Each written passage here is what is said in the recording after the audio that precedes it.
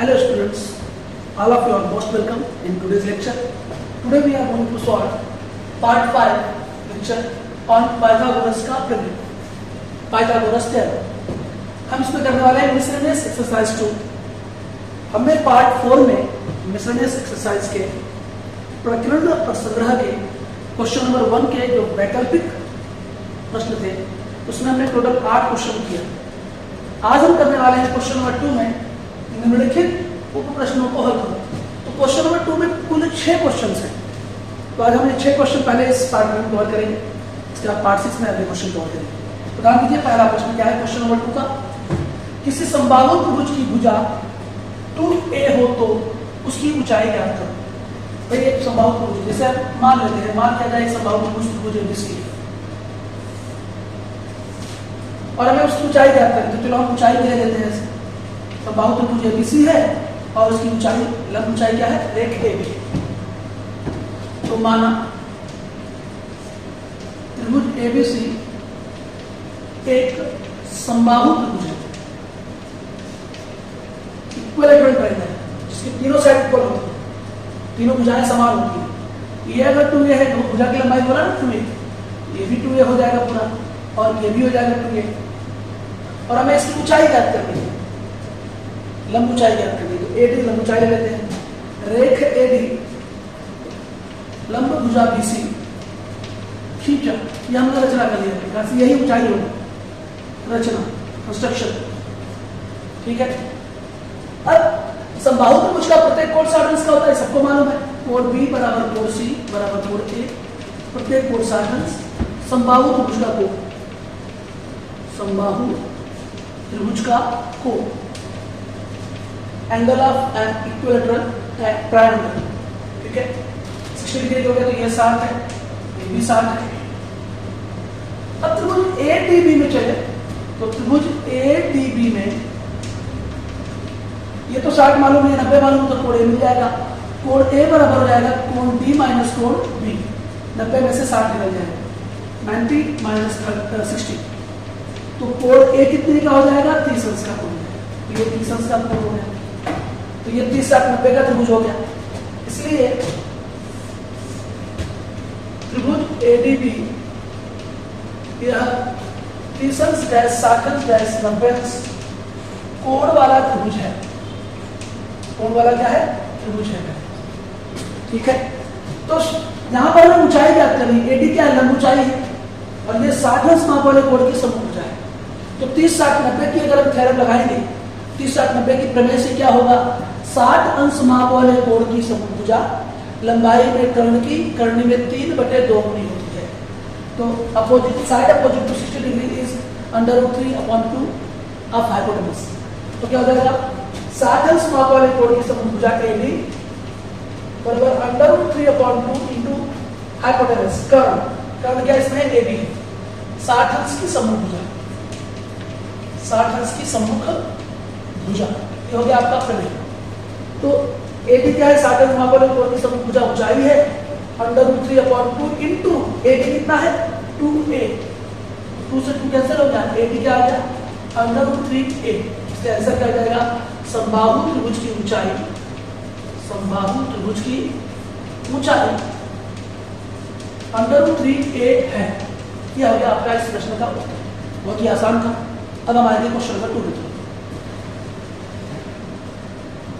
So now question number 2. किसी त्रिभुज के भुजाओं की लंबाई क्रमशः 7 सेंटीमीटर, 24 सेंटीमीटर और 25 सेंटीमीटर हो तो क्या वह त्रिभुज समकोण त्रिभुज होगा.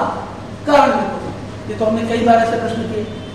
इसमें पाइथागोरस प्रमेय के विलोम प्रमेय का उपयोग करना होगा, जिसमें सबसे बड़ी भुजा का वर्ग यदि अन्य दो भुजाओं के वर्गों के योगफल के बराबर होगा तो पाइथागोरस प्रमेय के विलोम प्रमेय के आधार पर दिया गया त्रिभुज समकोण त्रिभुज होगा. देखिए आंसर, इसका आंसर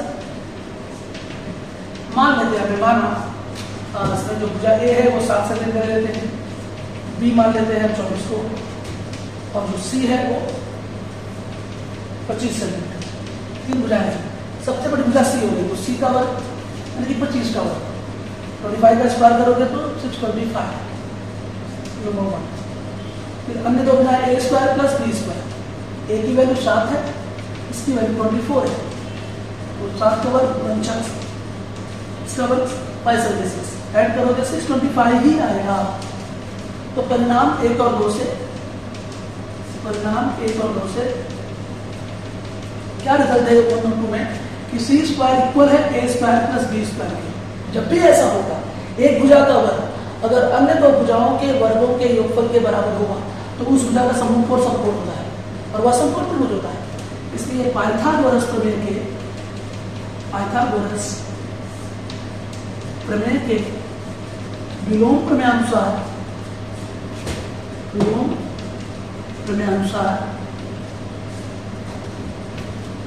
दिया गया त्रिभुज समकोण त्रिभुज है। क्या लिख दिया? दिया गया त्रिभुज समकोण त्रिभुज है। ये हो गया आपका क्वेश्चन नंबर 2, क्वेश्चन नंबर 2 का दूसरा। अब हम करेंगे क्वेश्चन नंबर 2 का तीसरा। सो देखिए क्वेश्चन नंबर 3, ये 2.1 में भी था ऐसा क्वेश्चन। अब प्रकीर्ण प्रसंग्रह में भी ऐसा क्वेश्चन है। आयत की भुजाएं दी है, देखिए ये लंबाई है, ये चौड़ाई है और आपको विकर्ण की लंबाई पूछना है। इसे हम 2 तरीके से कर सकते हैं।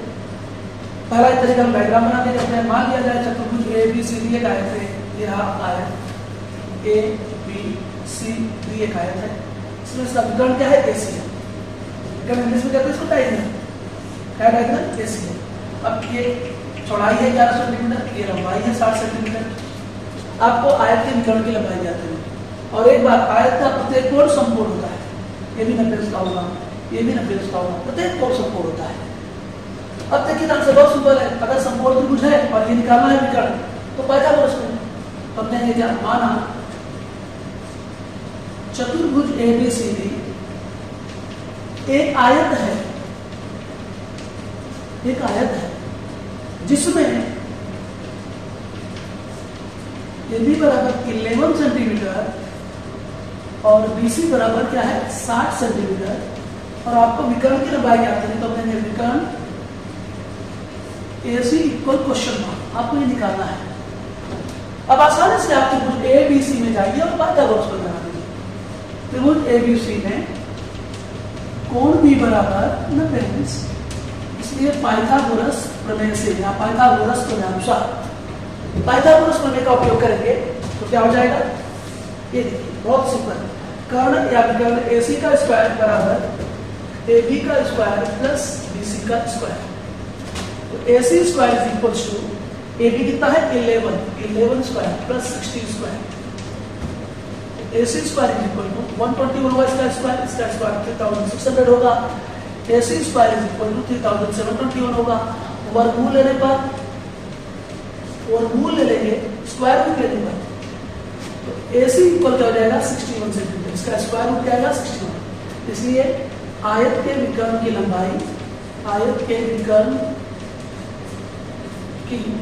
लंबाई कितनी है बताइए? 61 सेंटीमीटर है, 61 सेंटीमीटर है। बहुत ही आसान क्वेश्चन। इसी क्वेश्चन को हम एकदम शॉर्टकट तरीके से भी कर सकते हैं, इसलिए अथवा अलग तरीके से बता रहा हूँ। छोटा सा तरीका भाई, हम क्या कर लें? लंबाई क्या ले लें? 60 ले लें, 60 सेंटीमीटर और चौड़ाई B ले लेते हैं कितना? 11 सेंटीमीटर। लंबाई लेंथ, चौड़ाई ब्रेथ, तो हो गया आपका क्या? 11 सेंटीमीटर। आपको क्या निकालना? आयत के विकर्ण की लंबाई। तो आंसर होगा आयत के विकर्ण की लंबाई। इसका फार्मूला है अंडर रूट लेंथ का स्क्वायर प्लस ब्रेथ का स्क्वायर। लंबाई का वर्ग प्लस चौड़ाई का वर्ग। लंबाई 60 है, इसका स्क्वायर, ये 11 है, इसका स्क्वायर। वही बात आप इसका वर्ग करोगे 3600, इसका वर्ग करोगे 121, इनको ऐड करोगे 3721, इसका वर्गमूल लोगे तो 61 सेंटीमीटर। आंसर आ गया ना आपका? आयत के विकर्ण की लंबाई बराबर 61 सेंटीमीटर। तो एक तरीका ये है और दूसरा तरीका ये है। तो ये तरीका जहां पर कॉम्पिटिटिव एग्जाम वगैरह में जाते हैं वहां पर काम आता है फार्मूले से करना। तो आयत के विकर्ण की लंबाई 61 सेंटीमीटर। तो अब हम आएंगे question number 4। Okay, question number 4। किसी समकोण त्रिभुज में समकोण बनाने वाली भुजाएं क्रमशः 9 सेंटीमीटर तथा 12 सेंटीमीटर हो तो उस त्रिभुज के कर्ण की लंबाई ज्ञात करो। 2 तरीके से कर सकते हैं। हम समकोण त्रिभुज बना लें। मान लें कि एक त्रिभुज ABC है जो जिसमें कोड भी नब्बेल्स का कोड है, समकोण त्रिभुज है, ऐसा मान के कर सकते हैं या बिना माने भी कर सकते हैं। कैसे करेंगे हम? देखिए ध्यान से, समकोण त्रिभुज में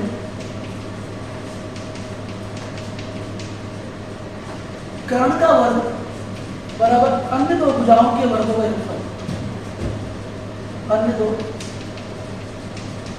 भुजाओं के वर्गों का योगफल। दो तरीके से लिख सकते हैं, कर्ण का वर्ग बराबर अन्य दो भुजाओं के वर्गों का योगफल या समकोण बनाने वाली भुजाओं के वर्गों का योगफल।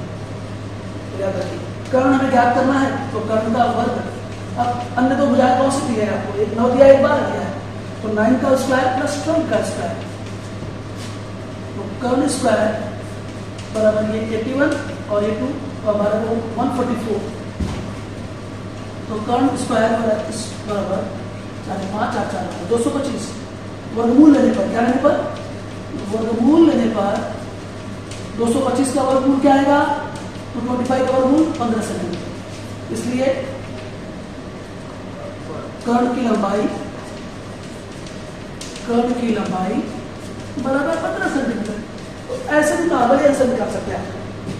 तो ये आपका क्वेश्चन नंबर 4। अब हमारे क्वेश्चन नंबर 5। क्वेश्चन नंबर 5, किसी समद्विबाहु समकोण त्रिभुज के भुजा की लंबाई x हो तो उसके कर्ण की लंबाई ज्ञात करो।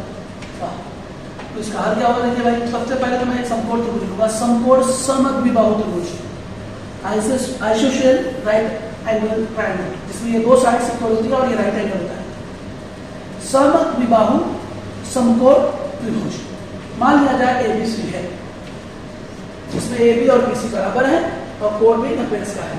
इसे हम पढ़ेंगे समद्विबाहु समकोण त्रिभुज। इसमें भुजा की लंबाई x हो, ये दोनों x है, तो हमें क्या ज्ञात करना है? कर्ण की लंबाई। बहुत सिंपल, पाइथागोरस में मिल जाएगा। माना त्रिभुज ABC यह समद्विबाहु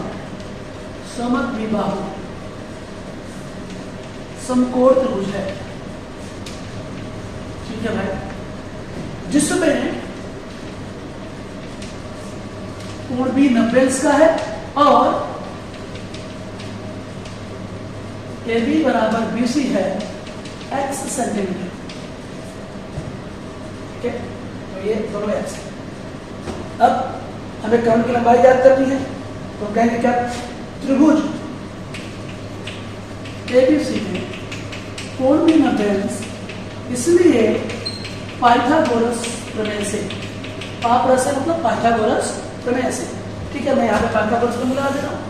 तो कर्ण AC का स्क्वायर बराबर AB का स्क्वायर प्लस BC का स्क्वायर, कर्ण का वर्ग अन्य दो भुजाओं के वर्गों के योगफल के बराबर होता है। अब आ जाते हैं भाई, ठीक है, AC स्क्वायर, AB कितना है? x है, BC भी क्या है? x है, तो AC square equal 2 time x square होता है।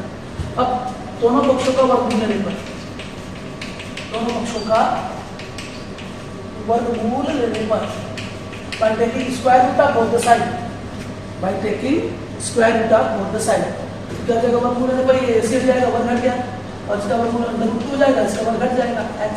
इस तरह से हो जाएगा विकर्ण की लंबाई,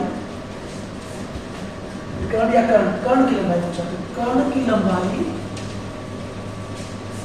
√2x है। ये आंसर हो गया आपका क्वेश्चन नंबर 5। एक बार बहुत ध्यान से देख लीजिए, बहुत सारे क्वेश्चन है। अब हम आएंगे क्वेश्चन नंबर 6। देखिए क्वेश्चन नंबर 2 का 6th क्वेश्चन चल रहा है। क्वेश्चन नंबर 2 में टोटल 6 सब क्वेश्चन थे, इसमें हमने 5 तक किया, ये 6वां क्वेश्चन है। इस पार्ट में हम यहीं तक रहेंगे, पार्ट 6 में हम आगे से वीडियो बनाएंगे। तो यहाँ से आखिरी क्वेश्चन है, देखिए ध्यान से, ये एकदम सेम पहले क्वेश्चन जैसा हमने किया था। त्रिभुज PQR में PQ दिया है, QR दिया है √5, PR दिया है √3। तो क्या त्रिभुज PQR समकोण त्रिभुज है? यदि है तो उसका कौन सा कोण समकोण होगा? बड़ा अच्छा क्वेश्चन। तो वही बात, सबसे बड़ी भुजा कौन सी? पहले देखिए, PQ इक्वल √8, QR इक्वल √5 और PR इक्वल √3। तो सबसे बड़ी भुजा कौन सी है? PQ है। तो हम PQ का स्क्वायर करेंगे सबसे पहले। ये देखिए √8 का स्क्वायर होगा, फिर पार आ जाएगा नंबर 4। फिर अन्य दो भुजाओं के वर्ग हो गए क्यू आर का स्क्वायर प्लस पी आर का स्क्वायर, √5 का स्क्वायर प्लस √3 का स्क्वायर। ये हो गया, इसका स्क्वायर करेंगे 5 बाहर आ जाएगा, इसका स्क्वायर करेंगे 3 बाहर आ गया, 8 हो गया।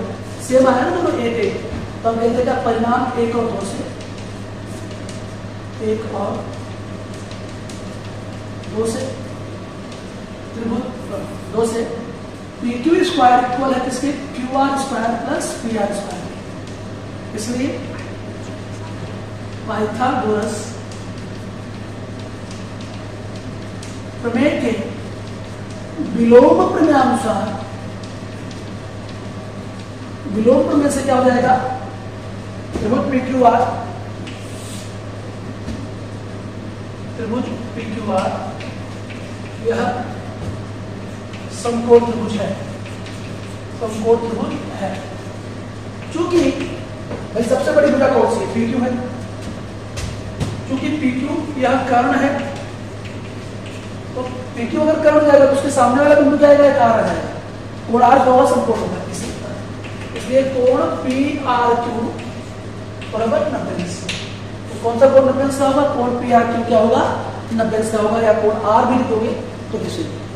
तो इस तरह से हमने क्वेश्चन नंबर 2 के टोटल 6 क्वेश्चन इस पार्ट में हमने किया। आगे के पार्ट में हम आगे क्वेश्चन नंबर 3 से लेकर आएंगे।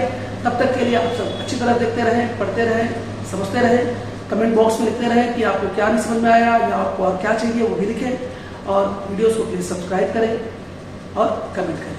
आपका बहुत बहुत धन्यवाद, थैंक यू।